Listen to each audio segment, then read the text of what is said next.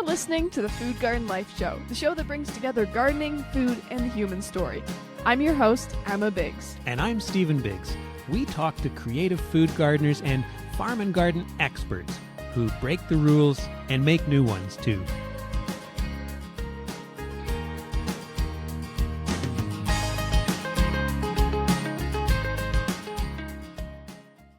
Today on the podcast, we head to Manitoulin Island to chat with homesteader Steve Maxwell. What do you think about when you hear the term homesteading? Chopping wood? Livestock? A big vegetable patch? Steve has these, but he adds something neat to the homesteading mix. He tells us how homesteading and the internet go beautifully together. That might surprise a lot of people, but Steve explains why in this chat, which is from our March 2nd radio show. Before we get to Steve, though, something fun to start off today's podcast. Herb expert and host of the Grow Guide podcast, Dave Hanson, was recently telling me about oregano. I was thinking about the flavorless oregano I grew last year when Dave explained how to grow very good oregano. So I said to Dave, this belongs on my podcast. So here's Dave Hanson from the Grow Guide. Okay, Dave, I'm pretty excited about talking to you about oregano because I had an epiphany moment earlier when we were planning for our Mediterranean kitchen garden course, and you talked about what gives oregano good flavor or not. And I was thinking of this jar of flavorless oregano that I've been using off of my counter. So let's dig right into that. How do you grow great oregano? Oh, Steve, this is such a good question, and I can't wait to share all of this through the Mediterranean gardening course we're going to do together. But one of the fundamentals here is just that oregano soaks up the sunshine. So first and foremost, you got to give it that full 6 to 8 hours of direct sunshine. It makes a world of difference. In fact, someone was recently telling me about their musty herbs they were growing indoors through the winter. And I was like, is it in a bright spot? Are they under lights? And they're like, oh, shoot, it's kind of like the not so bright location. But giving your oregano the full sun, especially for oregano plants of all the herbs, really makes a difference to flavor. And the other thing is, wow, there's such a difference in terms of variety. So I encourage this idea of scratch and sniff your way through the garden center section. You will find a world of difference. I'm always kind of geeking out, but I feel like I benefit at the end of the day because I look for the kind of slightly more regional and unique varieties. So, for example, one of my favorites is called Cretian oregano from the island of Crete in the Mediterranean. It's so much better. Like the flavor is 10 times better than any other oregano that I've tasted just from the Greek oreganos or whatever you find around garden centers. So use your senses and dig in and feel it come to life. Okay, that's great advice. And I was just thinking of a fairly ornamental looking oregano that I came across last year. It looked stunning, but there was almost no flavor to it. Oh yeah, good for the bees. I mean, I'm all for including other kinds of oreganos for the many other benefits to both the gardener and also for the sort of like the pollinators and all the good stuff that comes from growing them. But in terms of flavor, at the end of the day, for me, when someone comes to me and says, "Hey, Dave, I want to grow this and I want to make like an amazing sauce," I'm always going to direct them to the one that's going to win, because nothing worse than going through the whole process of being excited, growing your own herbs, getting ready to use them that first time in your perfect tomato sauce with your San Marzano tomatoes, and you're like, where's the flavor? So you got to start with the good herbs. Okay, excellent. Thanks, Dave. No worries. Look forward to the course. Me too. Now, back to today's interview with Steve Maxwell. There was a time when my wife Shelley and I thought of rural homesteading. We never made that change. I got into farm writing instead. And so I guess I homestead and farm vicariously through other people. Shelley loves her work at Sick Kids Hospital, so it really made sense for us to stay here in Toronto. But we have set up our urban lives to grow food and have a focus on the outdoors and self-reliance. I don't know if that makes us homesteaders or not, though I do come across this term urban homesteading.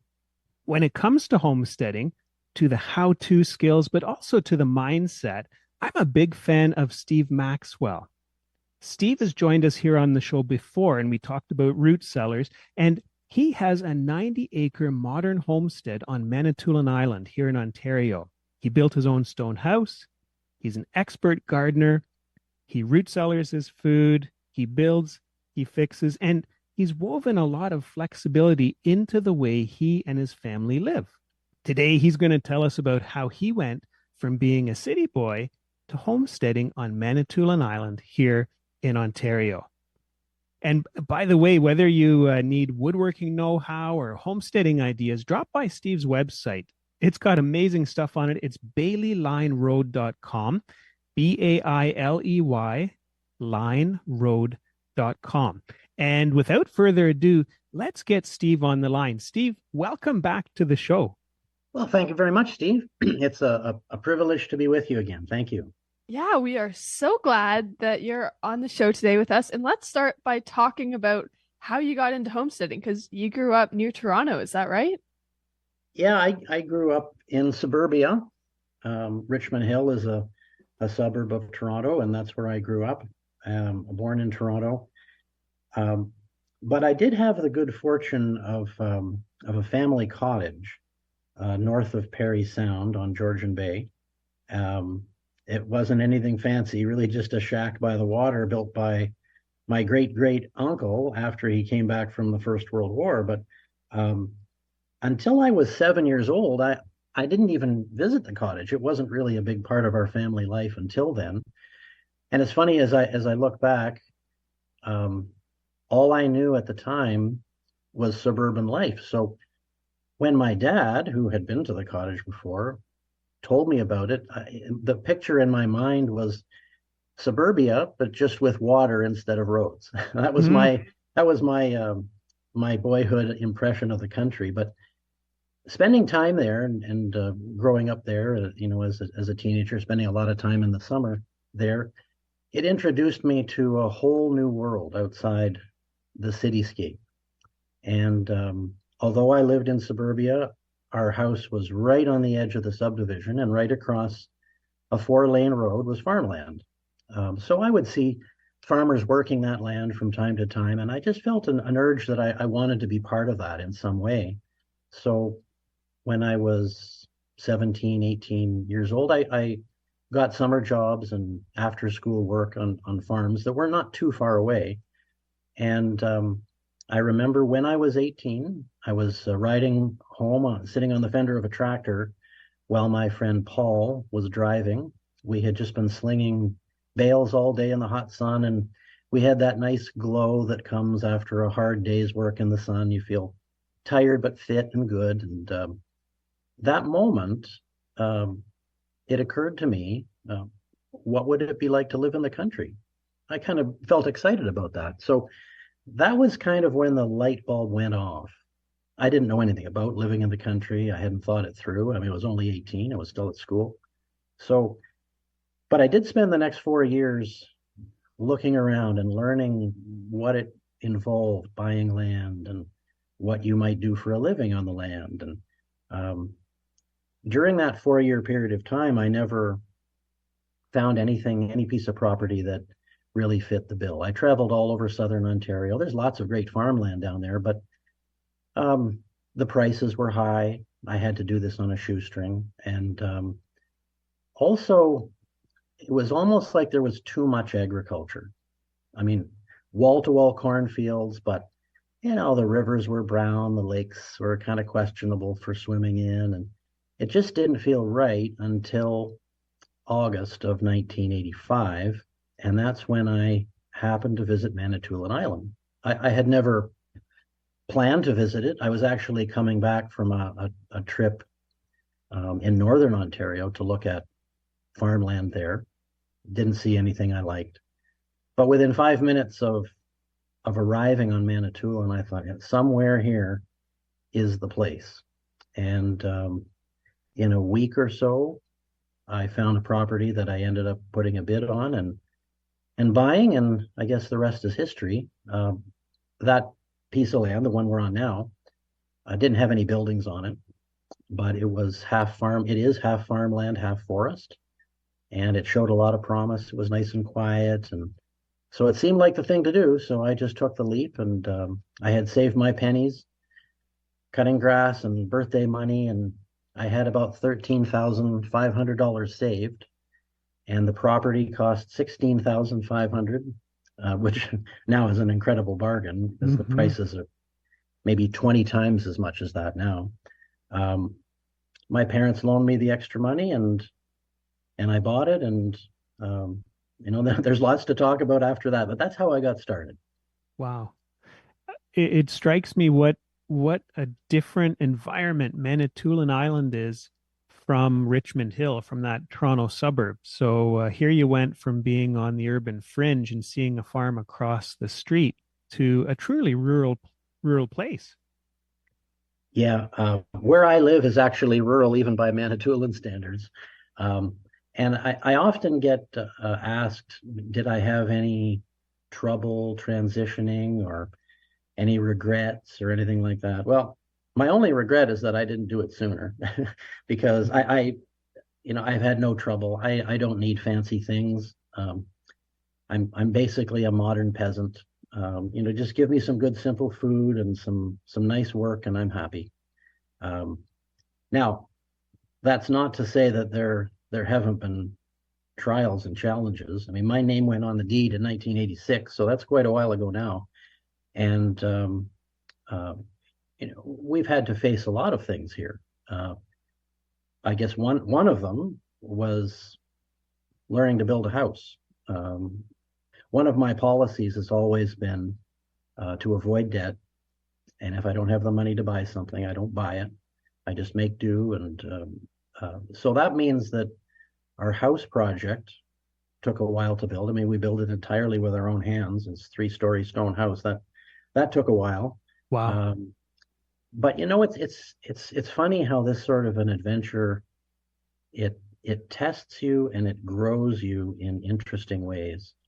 I guess the first major test I faced was on May the 15th, 1986. So I bought the property in October of 1985 is when my name went on the deed. I still had some schooling to finish, but it was just like Christmas morning that whole time. I thought, wow, I've got my land. This is great. I can't wait to get started. And I did everything I could, I built things, toolboxes, and resurrected an old 18-year-old truck because I needed a truck for this sort of thing. And it was all sweetness and light. But the morning of May the 15th, 1986, I woke up with the deepest regret I have ever felt in my life, before then and even now. And the regret was the type that sets in when you've been really excited about something, and then it occurs to you that it's just a terrible mistake. So it's enthusiasm that turns to regret, and that for me is the worst sort. And I guess it just hit me. There I was sitting in a 7 by 9 foot tent that didn't really keep out the rain too well. I was 400 miles from home. I had $500 in the bank and an 18-year-old pickup truck that wasn't running too well. I just thought to myself, what have I done? I've sunk all my meager life savings into this thing. My friends were graduating and they were getting business cards and going on business trips and, just doing the regular stuff. But for me, I just thought, man, I am just the biggest idiot in the world. This is terrible. And it's just because of the enormity of the project hit me, and the fact that I didn't have any plans for how I was going to earn a living either. So there's that to bother me as well. But I did something that has served me well ever since when I faced other challenges like that. I said to myself, well, you've bought this place. It's a beautiful place. I mean, I can't fault the property for its beauty and its peacefulness. It was springtime still. The smells in the air were just intoxicating. I mean, far, far nicer than I was used to in Richmond Hill in the springtime. So I said, okay, give yourself 2 weeks. Just ignore the regret monster for 2 weeks. And if you still feel the same way in 2 weeks, well, you can put the property up for sale again and just call it a day and try living a kind of normal life. But it only took about a week or so, and the regret went away and my enthusiasm started to come back. I still had all the same work ahead of me and uncertainty and loneliness. It was just me in a tent. But all it took was a week to get back on track and get going. I didn't really know how to get going yet, but at least I knew I wanted to get going. And that's why I'm still here now. So, Well, um, that's maybe a good segue into to now. And tell us a bit about your homestead today. I know you have livestock. I know you do a lot of woodworking, and you've got a beautiful stone house. What else is going on there? well, I mean, all kinds of things, really. Whenever you set out on a project, you have a vision for what it's going to be like. Reality is almost never like the vision, I find. But the reality I'm experiencing now is um, much fuller and much more varied and really more interesting than I had imagined. So, a typical day for me would involve a combination of hands-on outdoor work, usually outdoors, sometimes in the shop. I call that real work. Um, but the other part of my life is earning the money that my family and I need, and I do that exclusively online. I remember, it was about 1988 or 89. I had just built a 10 by 20-foot shed on the property, and that's where I was living for 3 seasons of the year. And I went out to get the mail. We have a rural mailbox. The mail gets delivered by car. We can post letters in the box. They go out that way too. And a thought occurred to me. I thought, well, somewhere out there, I wonder if there's this thing. It would be, about the size of a phone book, a thick phone book or something like that. And you do something with this, and money would arrive in the mailbox. It was just all very broad strokes and everything.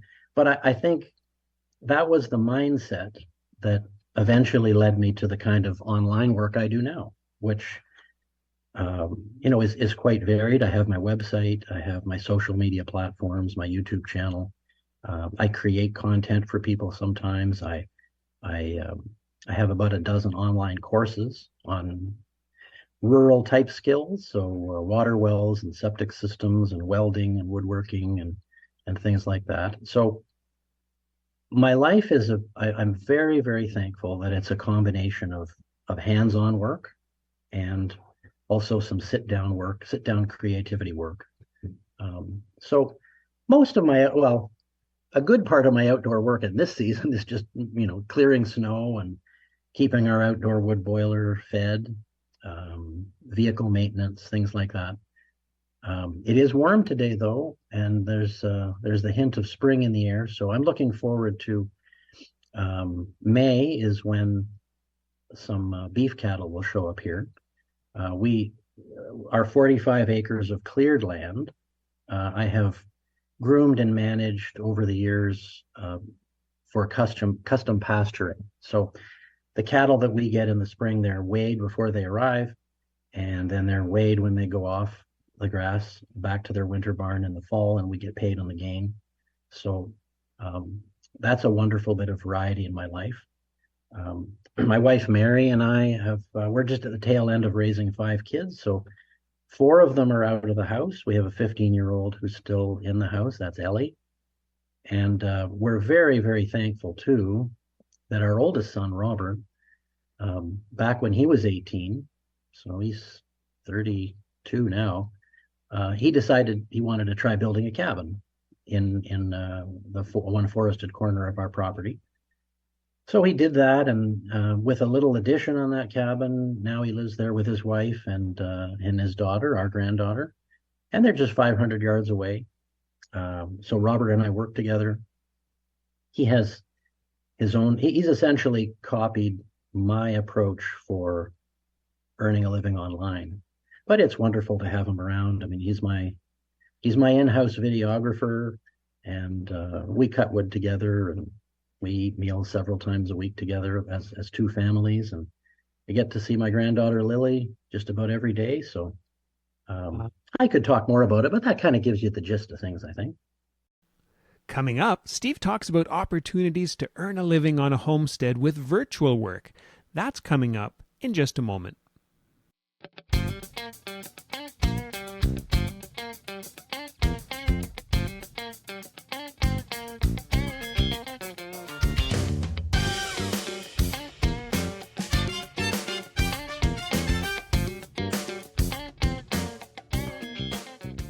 Couple of shout outs today. Thanks to Nancy for checking in about yesterday's radio show, and to Tommy, who sent a note in about fig jam. We're lucky to have such amazing listeners. We have a couple of new articles on the website this week. If you are into edible landscaping and into fruit, I think you'll like this one. It's about 5 different types of cherries you can grow as a bush for edible landscapes and for food forests. And one other webpage to check out is one of Steve Maxwell's web pages. He's got some great articles about how to weave together work on the internet with your homestead. So go to baileylineroad.com/online-income. Bailey Line Road, BAILEY, lineroad.com/online-income.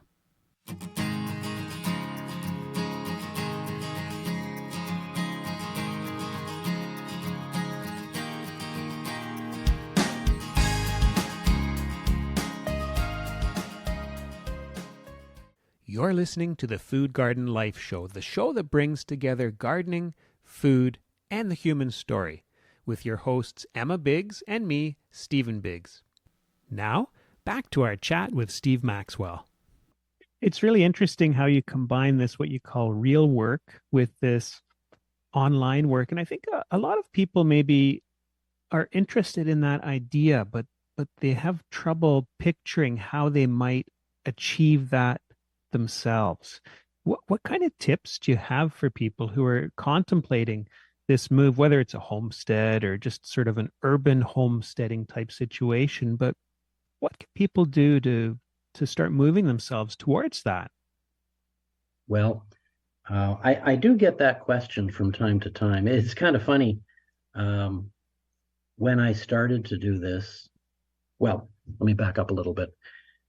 November 1988,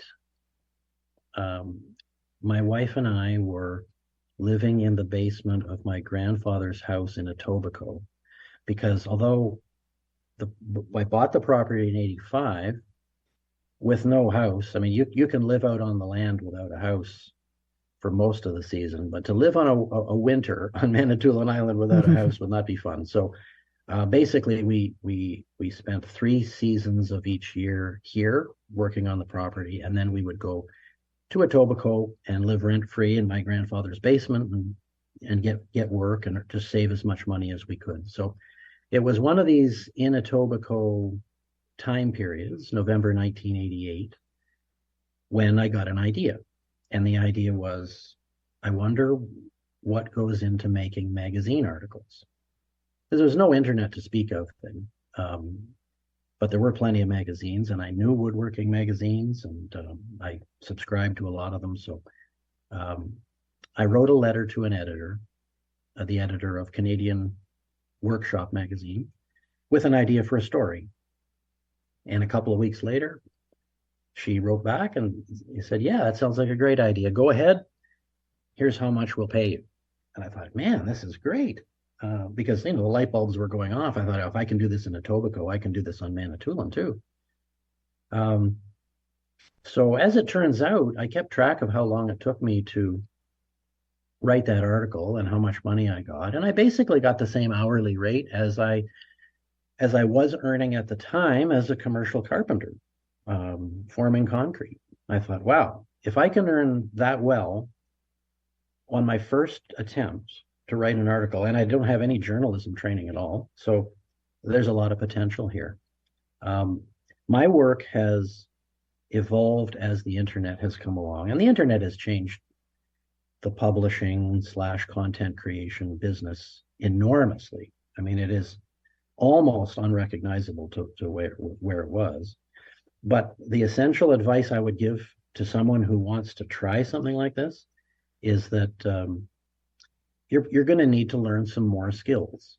You can't expect necessarily to just jump into a situation and earn some money online.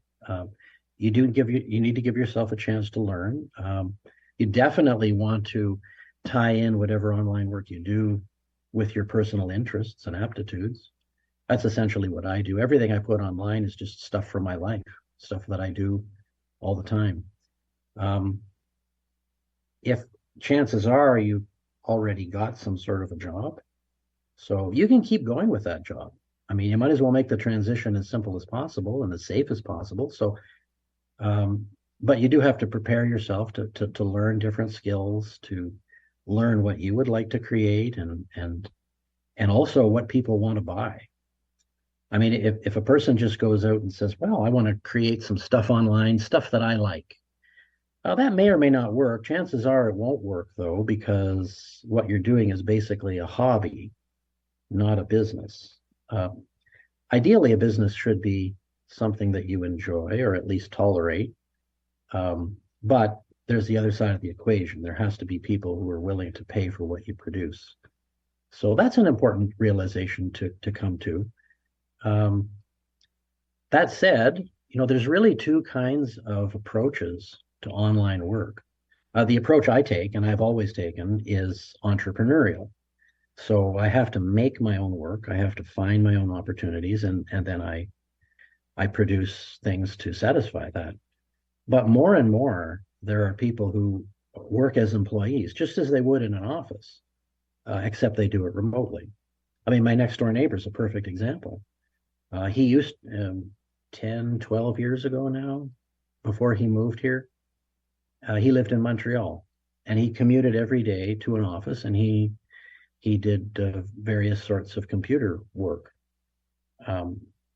I don't know the last time he's been to Montreal. I don't think he's been in years. He works exclusively as an employee at the end of this dead end road we call Bailey Line Road. That's the name of the place where we live. So there's really different angles. Before anyone would get started, I would recommend some self-reflection. What would you like to do? What would your ideal situation be like? And then don't get in any hurry about it, as there's lots of things that you're going to need to learn. Everything from decent typing skills to how to sell ideas. For us, videography has been huge. I remember seeing the potential for digital videography when it first emerged, and I started approaching the various magazine editors I was writing for at the time, and this is before the internet became much of a thing. The problem was, as the editors told me, that, hey, everyone has dial-up. They can't watch videos yet, and so I was a bit ahead of the curve in terms of videos, but now, with my son Robert's help, we can make great videos. We're quite efficient at it. We've ironed out all the bugs. But we had to pay a price for that too. You kind of have to bang your head against the wall with various problems to see how to solve them. But the good news is that it's more doable than ever. And I'll tell you, the freedom it has allowed our family is enormous. All of our kids have grown up with two parents at home all the time. Our youngest, Ellie, we adopted her from South Africa. That required us to spend a month in South Africa. There's no way I could have done that if I couldn't bring my work with me. Things come up, I've got time. I can just stop what I'm doing in the middle of the day, usually, as long as I make up for the time. So it's a great thing. I really wish more people would experience it, because it does make for a better world, I think. And I should say too, Steve, when I was transitioning from being an employee to doing what I do now, is I jumped into journalism too, but I had to take some courses to understand what goes into creating good content, but it sure offers a lot of freedom. It really does. Well, I'm very thankful that in many ways the world has reconfigured itself in ways that have made my life on a modern homestead here so much better. I mean, when I first came here, the only method of communication was a party line on a dial-up phone. Now, I mean, we can buy anything we want online. We can watch anything we want online. I can collaborate with people online. The internet, it's got its dangers and its drawbacks, that's for sure. But boy, oh boy, is it a powerful thing for anyone who wants to try homesteading. That's probably the single biggest reason why it's easier and more satisfying than ever. Yeah, the internet just opens the door. Well, speaking of collaborating, we should tell people too that we are working together to put out a 2-part live online course all about how to earn a living from anywhere, April 15th and April 22nd. And this is the course, Steve, that I wish I'd had as I was transitioning from being an employee to being what I am today. Well, I'm really looking forward to talking to people about this because this is one of my passions, especially when I see traffic jams in cities and all the money and time that sort of a life takes up. I will essentially be showing people concrete examples of what different people are doing to earn what I call an independent living or an earn anywhere living. And then the second session will be coaching, individual coaching of the people who sign up, and get our advice on how they can proceed and take the next step. So I'm really looking forward to it. Yeah, I am too. Emma's giving me the elbow. She wants to talk, so I'm. Well, I have one question before we finish up. Do you Sure. have a favorite tomato variety?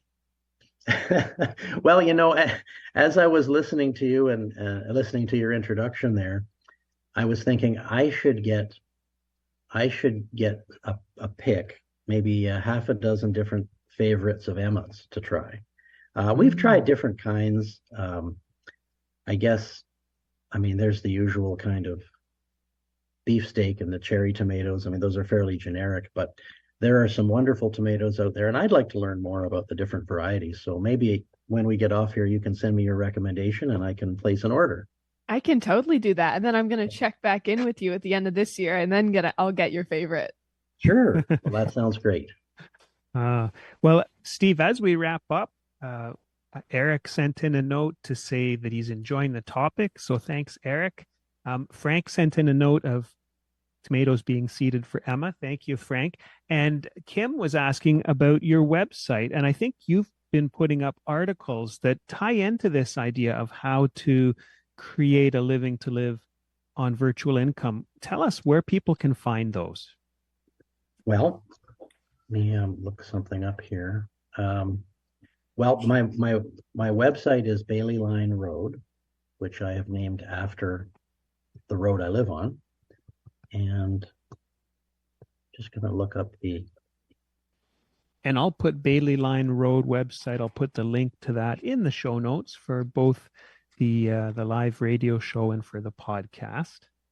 For people interested in the course at foodgardenlife.com, you can hop on there and find more information about the course.